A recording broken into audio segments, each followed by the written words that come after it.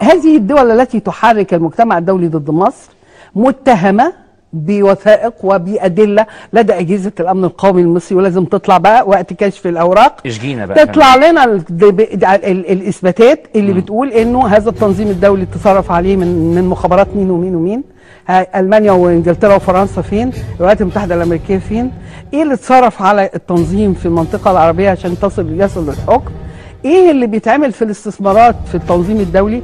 ازاي اخو السيد الرئيس اوباما أيوة. يعني نهدي للشعب الامريكي معلومه، الغير شقيق الافريقي هو احد مهندسي الاستثمارات للتنظيم الدولي للاخوان المسلمين.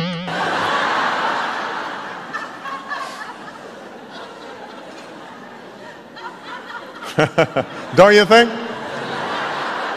They're sweating bullets back there right now.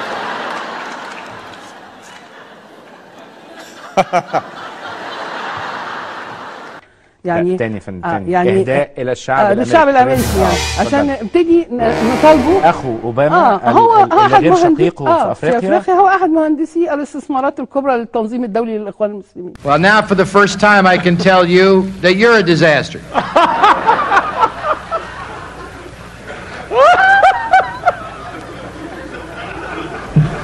Be sure you get the right attribution there.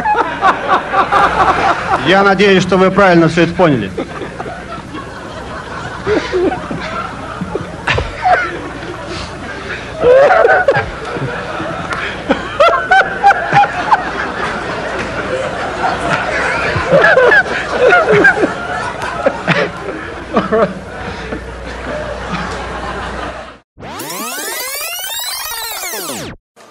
أقول للرئيس أوباما: إذا كنت لا تدري ما يحدث في مصر فتلك مصيبة، وإذا كنت تدري فالمصيبة أعظم.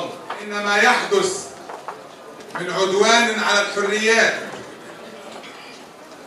ومطاردة للنشطاء وتضييق للأحزاب لهو أمر يجل عن الوصف.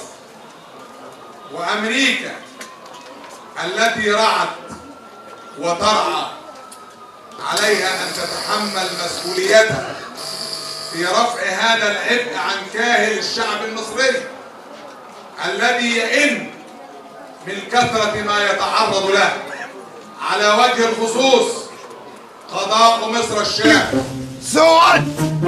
نسمع الناس ضمير ينهر زرق